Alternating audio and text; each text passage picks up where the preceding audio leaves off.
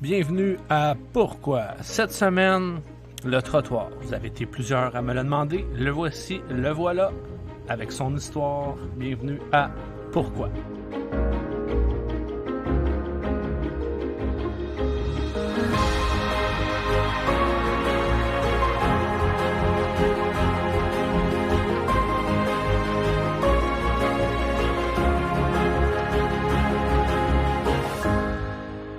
Bonjour tout le monde, re-bienvenue à Pourquoi. Cette semaine, le trottoir, ben oui, le sujet anodin que j'avais mentionné dans mon épisode d'introduction, le trottoir, vous avez été quelques-uns à me le demander, et en ce temps d'isolement volontaire avec le COVID-19, pourquoi pas, là vous m'excuserez, dans le background, il y a j'ai mon imprimante 3D qui roule depuis samedi dernier. Aujourd'hui, on est le 1er avril. C'est pas un poisson. Donc, depuis samedi, je participe volontairement à l'impression de frame. En fait, c'est le body, le cadre, pour faire des visières pour le personnel infirmier médical dans le milieu hospitalier. Donc, là, mon imprimante roule 15 heures par jour. Je participe à ça. J'imprime à peu près 4 frames par jour. Parce que j'imprime pas rapidement, je veux garder quand même une bonne qualité d'impression. Et aussi la laveuse qui roule, ça sera un autre sujet pour une autre fois. Donc aujourd'hui, le trottoir, fait que c'est ça, je m'excuse pour le son de l'imprimante, puis si vous entendez un chat miauler, ça aussi c'est nouveau, c'est la future co-animatrice du show, elle s'appelle Athéna. J'essaye de lui apprendre à parler un peu comme nous les humains, mais c'est encore bien difficile. Fait que pour le moment, vous ne l'entendrez pas souvent à part des petits miaulements par-ci par-là. Mais je pense qu'elle est partie. Donc, encore une fois, je m'excuse pour mon imprimante. Je sais pas si ça fait bien du bruit, mais c'est pour une bonne cause. Fait que je vous dirai pas ce que je pense, mais mange de la merde. Donc, le trottoir. Le trottoir, ça va être un épisode un peu différent. L'autre fois, je me suis réveillé en faisant mes recherches pour l'épisode. Et quand je me suis mis à lire l'article sur Wikipédia, je trouvais ça beaucoup trop plate de passer à côté de cette magnifique page-là. Fait que j'ai décidé de vous simplement la lire parce que personnellement, je trouvais ça drôle. N'oubliez pas que c'est une page qui est écrite en français pour que je sois capable de la lire, bien entendu, mais c'est un français de France. Fait qu'il y a des mots que c'est pas... on n'utilise pas vraiment dans notre français du Québec. Donc, exemple, quand je vais dire le mot riverain, c'est citoyen, si on veut, ok? Pas si on veut, c'est ça. Fait que, sérieusement, juste le fait à y penser que je vais vous lire la page Wikipédia, je trouve ça bien drôle. Fait que là, on va commencer.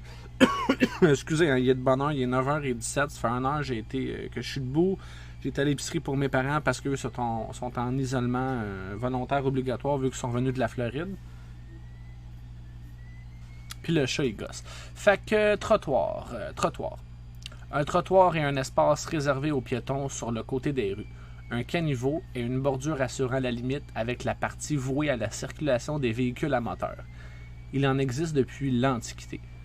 Dans la plupart des pays, en bordure de voies roulables, il relève du domaine public, entre parenthèses, routier en l'occurrence dont il constitue des dépendances, fermeture de la parenthèse, et sont des ouvrages publics, mais localement, les riverains peuvent avoir certaines responsabilités dans leur entretien.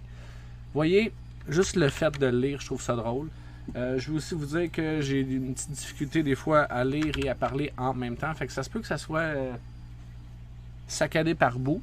Mais c'est pas grave. C'est partie de la chose. On est en train de virer fou dans notre isolement et tout, mais c'est pas grave. Donc la description du trottoir.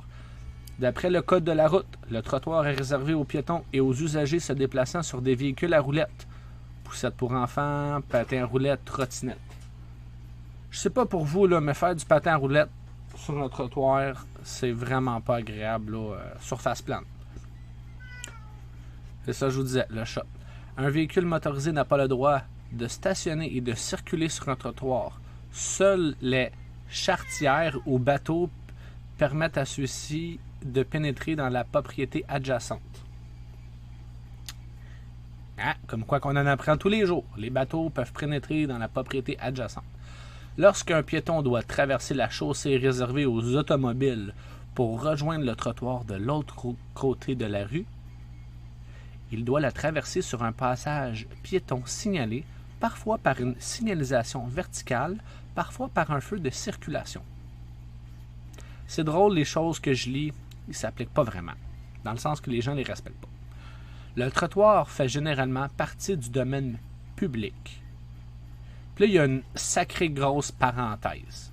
Sauf dans le cas de certains lotissements dont la voirie est restée privée, mais celle-ci est ouverte à la circulation publique, absence de clôture, elle est soumise aux règles de circulation applicables sur la voie publique. Fin de la longue parenthèse. S'il y a quelqu'un qui comprend ce que je viens de dire, là, le lotissement, je pense pas qu'on utilise ça au Québec, envoyez-moi un message sur la page Facebook de Pourquoi ou sur le courriel pourquoipodcast@gmail.com. Les usagers des trottoirs, humains ou animaux, riverains ou passants, doivent préserver leur propreté. Je ne sais pas si en France ils le font, mais je sais, exemple, au Japon, parce que j'y ai déjà été, les commerçants souvent vont laver leur petit bout de trottoir en face de leurs commerçants. Je trouve ça quand même drôle qu'ils marquent les usagers des trottoirs, humains ou animaux, riverains ou passants. Des riverains ou des passants, Chris, c'est des humains, là. Hein? C'est pas grave, je suis fâché. En France, en cas de chute de neige, on capote! Non, excusez-moi. En France, c'est vrai qu'en France, ils capotent pour rien avec la neige, là, mais ils ne sont pas habitués comme nous, les Québécois. En France, en cas de chute de neige, le déneigement des trottoirs par les riverains est obligatoire si un arrêté municipal le prévoit. Je comprends même pas ce que je lis, vu que c'est du français de France. Fait que ça vient de faire la description du trottoir. Puis là, l'épisode est rendu presque à 7 minutes, puis je pensais que ça allait durer moins longtemps, mais faut croire qu'il y a beaucoup de choses à dire sur le trottoir. Maintenant, la partie que j'aime, l'histoire du trottoir. L'histoire, moi c'est tout le temps la partie historique, quand on en apprend, ça j'adore ça. Connu dans l'Antiquité, il disparaît pendant le Moyen-Âge, au profit d'un aménagement des voiries avec ruisseau central pour l'écoulement des eaux et de revers de façade. Le mot trottoir apparaît au XVIIe siècle, mais à propos de pistes surélevées longeant certains ponts et quais. Et quai, un quai, là. Hein? Okay, je vais vous la relire, celle-là. Le mot trottoir apparaît au XVIIe siècle, mais à propos des pistes surélevées longeant certains ponts et quais. Il est réinventé au XVIIIe siècle en Angleterre, où des nouvelles règles d'urbanisme prônent l'élargissement des rues, souvent étroites, et arrivent en France avant la Révolution. Les trottoirs dignes de cette appellation n'apparaissent pas avant 1780-1781 à Paris. Voici l'histoire du trottoir selon Wikipédia. Maintenant, technologie. Tam tam tam. Un trottoir roulant est une installation qui entraîne mécaniquement une bande sans fin et exempte de marche destinée au transport de personnes, communément appelée des escaliers roulants. En 2018, en France, le gouvernement veut modifier la législation pour permettre la circulation d'engins autonomes sur les trottoirs au préalable réservé à l'usage exclusif de piétons. Je pense qu'il parle des robots de livraison automatique. Et voilà, c'était la section technologie. Tam tam tam. Expression. Faire le trottoir consiste à accoster les passants sur la voie publique dans le but de prostitution. Ben oui, j'avais oublié ça. Va faire le trottoir. On ne dit pas ça. En France et en Suisse, par métaphore, le trottoir est aussi le nom communément donné au bord d'une tarte ou d'une pizza. C'est ce qui va conclure l'épisode sur le trottoir. Ça me donne faim parce qu'on parle de tarte et de pizza. J'espère que vous avez apprécié cet épisode un peu plus loufoque, tant qu'à moi, parce que j'ai le sourire tout le long que je lis ça. Encore une fois, désolé pour le bruit de fond avec mon imprimante 3D, mais c'est pour une bonne cause.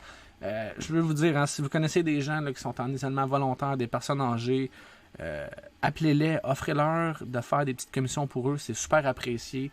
Juste un coup de téléphone, ça peut changer le moral de quelqu'un dans une journée qui est en isolement. Moi, j'appelle mes grands-parents tous les jours depuis 3 semaines. Je sais même plus quoi leur dire, mais c'est pas grave, on se parle, on en rit. Je les appelais souvent, mais je les appelle plus. Fait que si vous avez apprécié ce podcast, n'oubliez pas de donner 5 étoiles sur iTunes, Spotify. Je pense que c'est des likes, je ne vois pas beaucoup, désolé. Un like sur YouTube si vous l'écoutez en version audio image fixe, parce que je ne le filme pas le podcast, je l'ai déjà dit.